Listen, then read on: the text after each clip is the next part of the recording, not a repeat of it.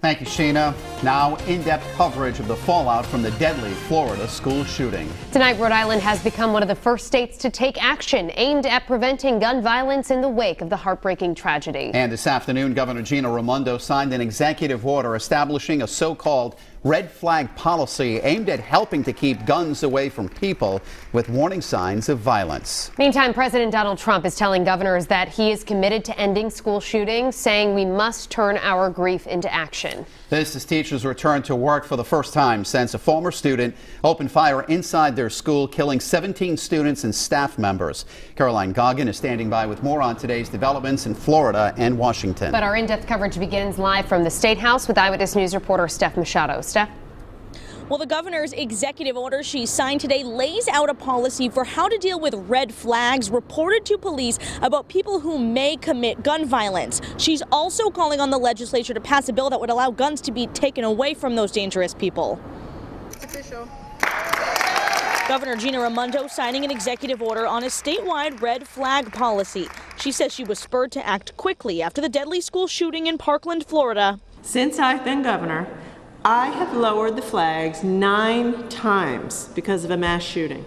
Today's action orders police to investigate every red flag report and share it with the Fusion Center, such as a tip from a member of the public that a person could do something violent. And take whatever steps are legally available to remove the guns from dangerous individuals. The executive order only lets police take guns away from people who are currently banned from having them anyway. But the governor is pushing for legislation in the General Assembly that would go further. So what the law would do is it would set up a procedure where you could ask the court to literally remove the gun from the person. State Police Colonel Anna Sempico says the bill could help police in situations where they can't do much after receiving a tip. It's very frustrating to us, and that's why it's important for this information. And what we're missing here, too, is that there are a lot of people who do need help. And we can possibly get them the help they need by having this information and trying to stop incidences that can occur. And so that executive order is in place. But as I said, the red flag bill would do more to actually take guns away from people. So coming up new at 6, we'll tell you what that legislation does and why there are due process concerns. Live at the State House, I'm Steph Machado, Eyewitness News. Thank you, Sheena. Tonight, police across Rhode Island are now under orders from the governor to do whatever they legally can to get guns out of the hands of dangerous people. Governor Gina Raimondo signed an executive order this morning establishing the red flag policy nearly 2 weeks after the Florida school shooting. Eyewitness News reporter Steph Machado joins us now live with the new details on the policy. Steph? Governor Raimondo says the executive order is just the first step. The next is legislation here at the State House that would allow courts to impose an order to take guns away from people deemed at danger for being violent.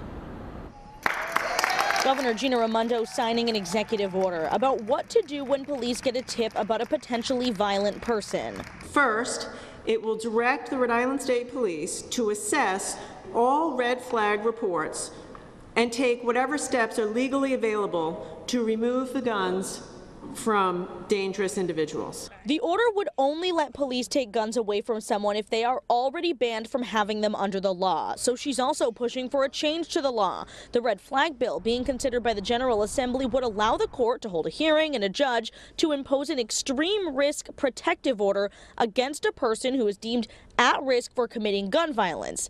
Then police could take their guns away. This is not about taking guns away from people who are law-abiding citizens, who are sportsmen, who are hunters. This is about keeping Rhode Islanders safe. Republican Mayor of Cranston, Alan Fung, who is also vying for the GOP nomination for governor, says he could get behind the bill, but has some reservations. That's first of all the due process concerns of the individuals, and most importantly, there has to be some type of trained medical professional in that process.